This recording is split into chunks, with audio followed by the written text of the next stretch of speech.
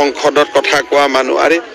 অসমৰ কাৰণে মাজুলীৰ কাৰণে কেতিয়াবা কথা ক'লে যোৰহাটৰ কাৰণে কেতিয়াবা কথা ক'লে ডিব্ৰুগড়ৰ কাৰণে কেতিয়াবা কথা ক'লে কোনোবা এটা স্পিচ অন্তত দেখুৱাই দিয়ক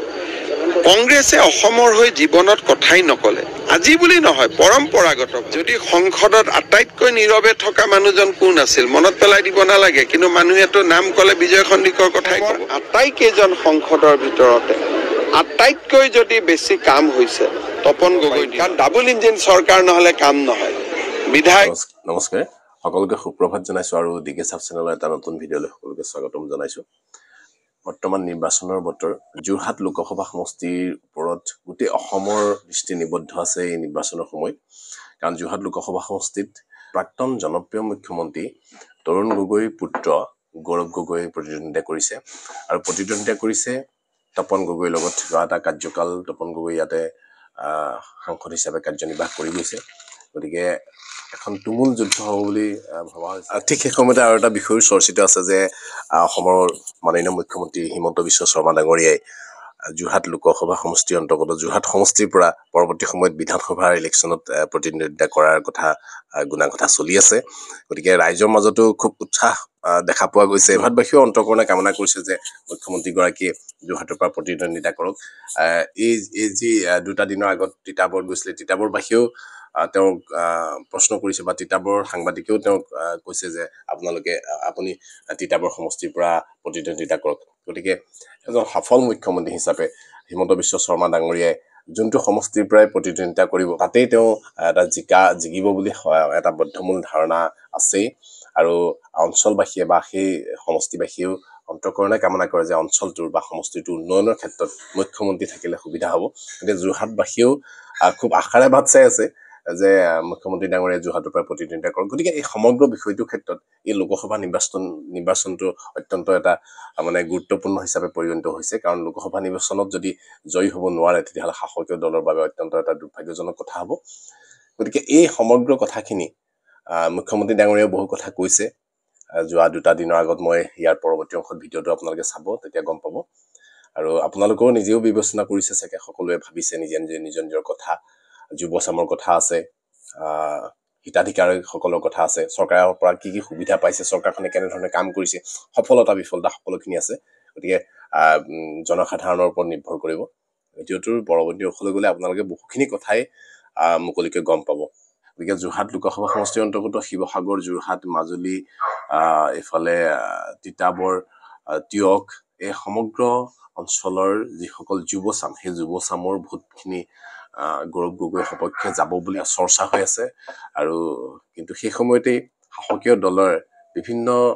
ধৰণৰ আঁচনি বা বিভিন্ন ধৰণৰ হিতাধিকাৰীসকলৰ পৰা কিন্তু শাসকীয় দলৰ ফালেও ভোট যোৱাৰ সম্ভাৱনা আছে গতিকে এক তুমুল প্ৰতিদ্বন্দ্বিতা হ'ব এই সম্পৰ্কত মুখ্যমন্ত্ৰী ডাঙৰীয়াই যোৱা দুদিন আগত তিতাবৰত কেইটামান বক্তব্য ৰাখিছিলে বিশেষ বক্তব্য সেই বক্তব্যখিনি আমি আগবঢ়াইছো গতিকে ৰাইজে বিবেচনা কৰিব পৰৱৰ্তী সময়ত যোৰহাট লোকসভা সমষ্টিৰ পৰা কোনে শেষ হাঁহি মাৰিব গতিকে আমি ভিডিঅ'টোৰ পৰৱৰ্তী অংশলৈ আগবাঢ়ো আৰু মুখ্যমন্ত্ৰী ডাঙৰীয়ানো কি বক্তব্য দাঙি ধৰিছে সেই বক্তব্যখিনি শুনাৰ লগতে লক্ষণীয় কথা হ'ব যে যোৰহাট লোকসভা সমষ্টিত কোনে শেষ হাঁহি মাৰিব অনুৰোধ জনাইছো ডিকে সাব চেনেলটো আপোনালোকে বহুতে চাই কিন্তু ছাবস্ক্ৰাইব নকৰে গতিকে সকলোৱে ছাবস্ক্ৰাইব কৰি ৰাখিব আৰু বেল আইকনটো প্ৰেছ কৰি অল অপশ্যনটো প্ৰেছ কৰি দিব যাতে আপোনালোকে ডিকে সাবৰ যিকোনো এটা ভিডিঅ' আপলোড হোৱাৰ লগে লগে নটিফিকেশ্যন লাভ কৰে গতিকে আহকচোন আমি ভিডিঅ'টোৰ পৰৱৰ্তী সংসদত কথা কোৱা মানুহ আৰে অসমৰ কাৰণে মাজুলীৰ কাৰণে কেতিয়াবা কথা ক'লে গুৱাহাটীৰ কাৰণে কেতিয়াবা কথা ক'লে যোৰহাটৰ কাৰণে কেতিয়াবা কথা ক'লে ডিব্ৰুগড়ৰ কাৰণে কেতিয়াবা কথা ক'লে কোনোবা এটা স্পিচ অন্তত দেখুৱাই দিয়ক কংগ্ৰেছে অসমৰ হৈ জীৱনত কথাই নকলে আজি বুলি নহয় পৰম্পৰাগতভাৱে আজি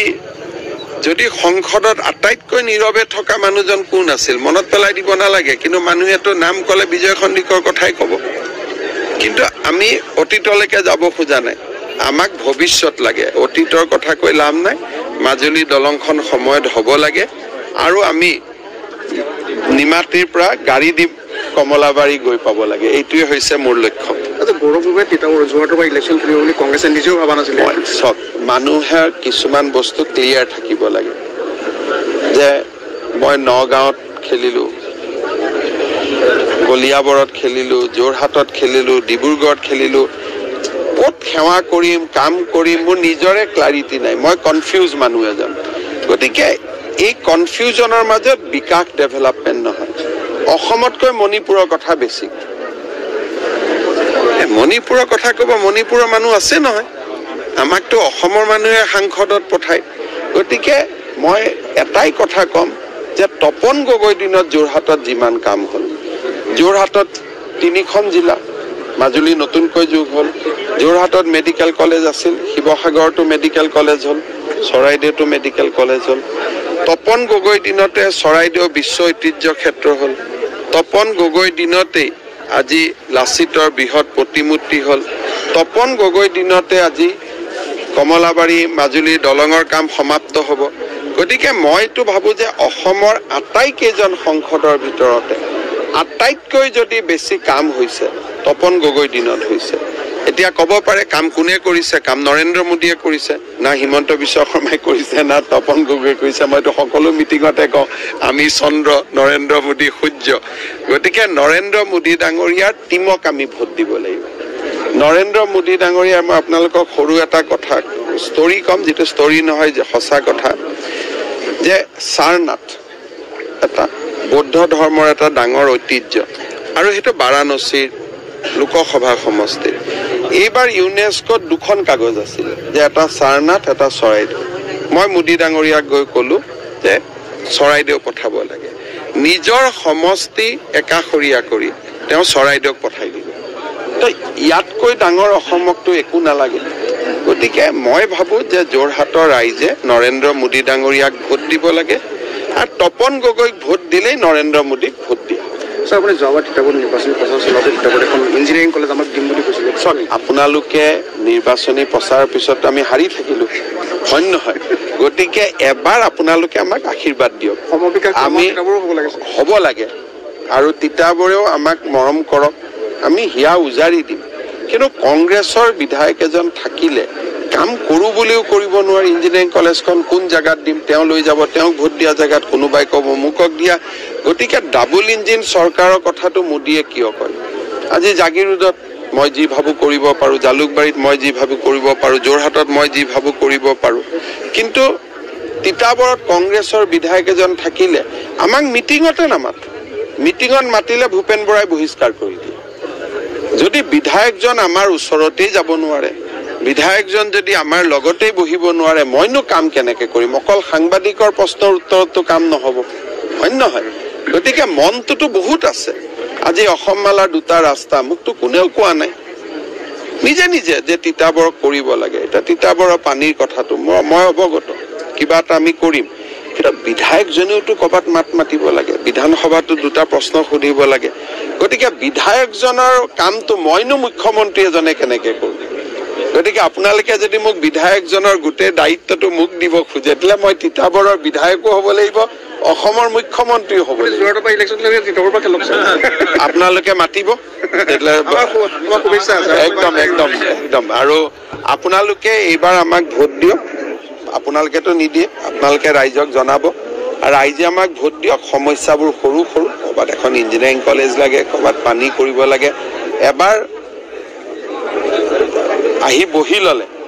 MLA জনৰ কামটো অলপমান ডাউন কৰি দিলে আমি বাকী কৰি দিব পাৰিম কাৰণ ডাবল ইঞ্জিন চৰকাৰ নহ'লে কাম নহয় বিধায়কজন আজি মাজুলীত আমি কিয় কৰিব পাৰিছোঁ মাজুলী বিধায়কজন বিজেপি সেইকাৰণে মোদীয়ে কৈ থাকে যে চৰকাৰ ডাবল ইঞ্জিন হ'ব লাগে দিল্লী দিছপুৰত এখন চৰকাৰ হ'ব লাগে তেনেকৈ আমিও কৈছোঁ যে দিছপুৰ আৰু তিতাবৰত এটা পাৰ্টি হ'ব লাগে তেতিয়া কাম হয় আৰু চেৰিকালচাৰ কলেজৰ আপুনি চেৰিকালচাৰ কলেজৰ আমি বাজেট দিছোঁ আৰু চেৰিকালচাৰ কলেজখনৰ নিৰ্মাণৰ কাম খুব সোনকালে আৰম্ভ হ'ব তিতাবৰৰ পৰা যোৰহাটলৈ য'ত 2টা ৰাস্তা আছে এটা বৰ্ডৰালি হৈ পেলাই নৱালি আৰু তাৰ ৰেলৱে ক্ৰচিং এটা আমাৰ ইমান সময় ৰেলৱে ক্ৰচিঙতো ফ্লাইঅভাৰ হ'ব আমি যদি সেই শুভবাৰ্তাটোকে তিতাবৰ আজিতো মই ঘোষণা কৰিব নোৱাৰোঁ কিন্তু এটা কথা নিশ্চিত যে অসম মালাৰ ৰাস্তা যেতিয়া হ'ব ফ্লাইঅভাৰৰ সৈতে কৰিব